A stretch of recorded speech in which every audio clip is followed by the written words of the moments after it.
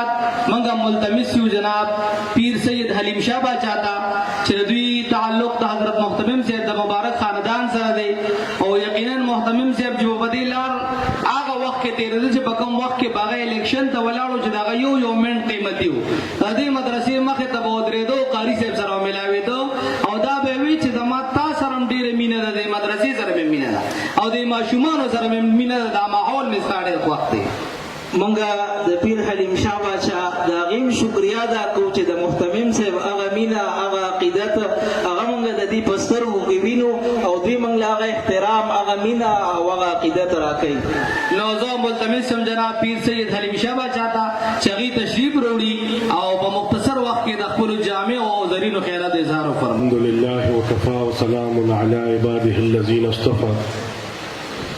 أما بعد فأعوذ بالله من الشيطان الرجيم. بسم الله الرحمن الرحيم. إن الدين عند الله الإسلام. صدق الله العظيم. ډېر محترم عزتمن زموږ وروڼه مولانا محمد نعیم فریدی صاحب، مولانا اعظم جان صاحب، مولانا قاری شعیب صاحب، نور معزز مکرم علماء کرام، طلباء کرام، زمنگا مشران، سپینگیری، نوجوانان، یقیناً ډیر مبارک محفل د اجتماع دا انوارات پیرا وریگی او د فضلا کانفرنس 25 سالہ سلور جوبلی ډیره پارا ډیر مهنت هم کړی دی. زمونږ په ضلع 400 کې دا نوجوانان چې کوم دي، نعیم فریدی صاحب شو، اعظم جان صاحب شو، قاری شعیب صاحب شو، دوی هر ځل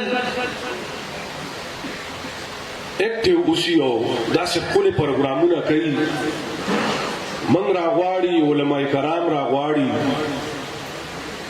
من د دې دغه جذبې ته ډېر په دروند نظر ګورو او خراج تحسین ورته پیش کوو. نن زمان او جوان کل چې کوم دی اپا په حاشیه په اوریانه کې ورډوب شوی دی او داسې د په حاشیه او د اوریانه یو سیلاب خړ سیلاب راغلی دی چې نه نوجوان پریدي او نه بوډا پریدي. حیران بشي داسې واقعات مخې ته روان دي چې عقل او دماغ یې نه مني.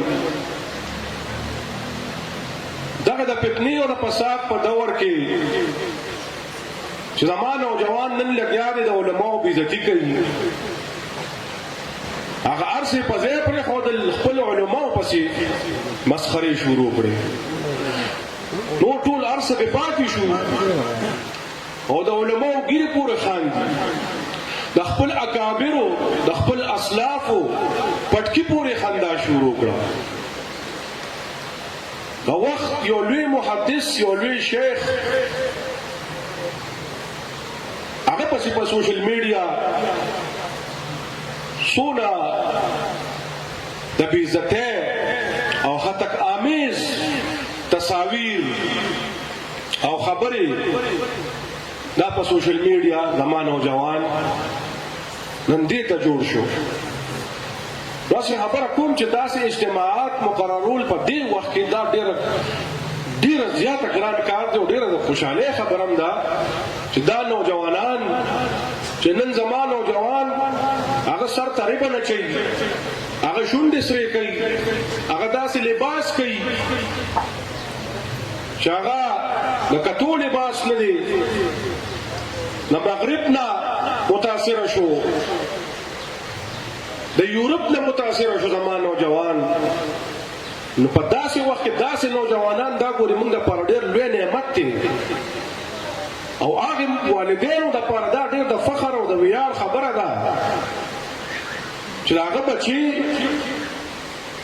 نن د هغه د بچي سینه دا په قرآن پاک باندې منوره شوه، نن د هغه د بچي ژبه دا په قرآن پاک باندې ګویا نه شوه.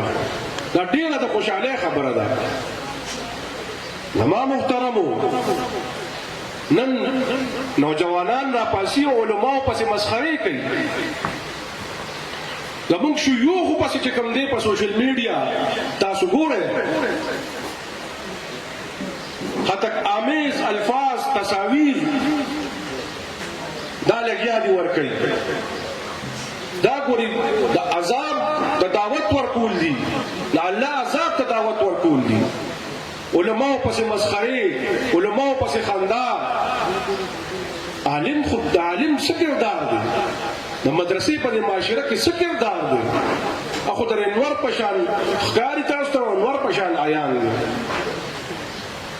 زما استاد بچی نه حافظ څوک جوړوي؟ زما استاد بچی نه عالم څوک جوړوي؟ همدا علماء کرام دي چې خدمت کوي، لګیا دي. که د دعوت او تبلیغ په میدان کې وګورئ، همدا علما دي، همدا ګیرو والا، همدا پټکو والا دي. که د جهاد په میدان کې وګورئ، باطل ته دوی ولاړ دي. که د مدرسو په میدان کې وګورئ، مدارس په دوی آباد دي. که د سیاست میدان کې مونږ وګورو، د پارلیمنت په فلور باندې علما جنګيږي، هر باطل ته ولاړ وي. چې کوم ناروا بل راځي، زما عالم ورته مخې ته ولاړ وي. که دا علما په اسمبلیو کې نو زما محترمو یاد ساتئ، داسې داسې بیلونه راځي اسمبلیو ته چې نه قرآن مني، د سنتو خلاف، د قرآن خلاف، زمونږ د معاشرې د روایاتو د اقدارو خلاف بیلونه. همدا علما هغې مقابله کوي. د تصوف میدان کې وګورئ، زمونږ پیران لوی لوی شیوخ علماو سره مینه پیدا کړي. علماو سره مولانا شیخ شوکت علي صاحب چې کوم واقعیت تاسو ته بیان کړه، دا شیخ ابو عبدالله اندلسي رحمت الله علیه، دا د اندلس د ښارو واقعیت ډېره زیاته غټه ده. زمونږ استاد محترم شیخ الحدیث مولانا هاشم خان صاحب هم تشریف فرمایش و ای به تاسو ته مفصل او مدلل بیان کوي. خو دې دا ډېر لوی شیخ و، دته 1,00,000 احادیث په یادو یادو. دا حافظم و عالم و محدثم و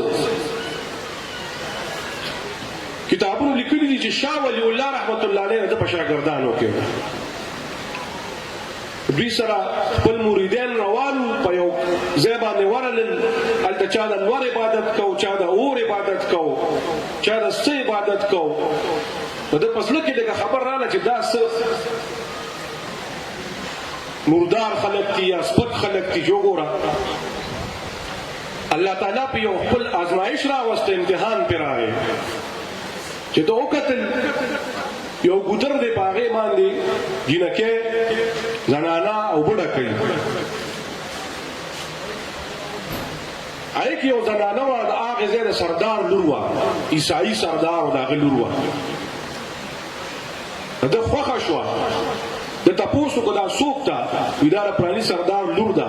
نو دا پې ولې کار کوي؟ دا خو د سردار لور ده. وي دا پې دې وجې کار کوي چې دا سبا واده شي، چې د دې کور نه روانېږي چې دا خپل کار په خپله کوي.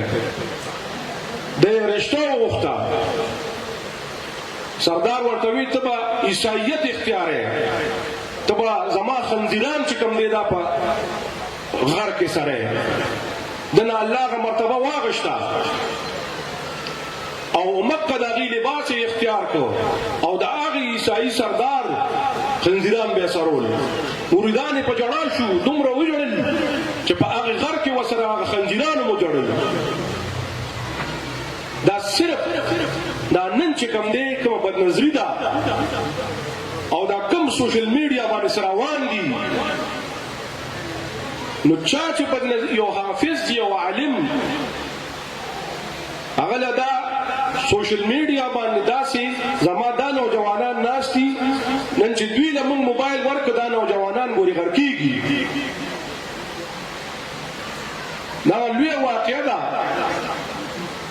الله پاک ول بیا خپل مرتبه ورکړی دا کتابونو کې راغلي دي زما محترمو کنن موږ د علماء سره کلک ونتریدو او د بي مټي ولاسونه جوړ نشو نو بیا غوري د اخر سیلاب د پهاشه او د اوریانه تاسو ګوره زمونږ یونیورسيټو ته ورسېدو زمونږ کالجونو ته د سیلاب ورسېدو نن زما د پیښور په یونیورسيټي کې یو پیغله ځوان دا په یو سټیټ باندې غړيږي الحمدلله زمونږ مدارس امن پیلاوي خوشحالي په دې معاشره کې راولي د قرآن او د سنت او د دین پرچار کوي نو ان شاء الله علماء سره بکلک ودرېګو او د بیم لا تړ به جوړېګو مدارس سره چې کم دی خپل بچي هم داخله مدرسو کې او د مدرسو لا تړ بم جوړېګو مولانا نعیم فریدی صاحب قاری شعیب صاحب مولانا اعظم جان صاحب د دوی سره بکلک ودرېګو دوی اکثر چې کم دی دینی اجتماعات کوي هر کال د دوی پروګرام وي ودرېګو سره ان شاء الله واخر دعوانا الحمد لله رب العالمين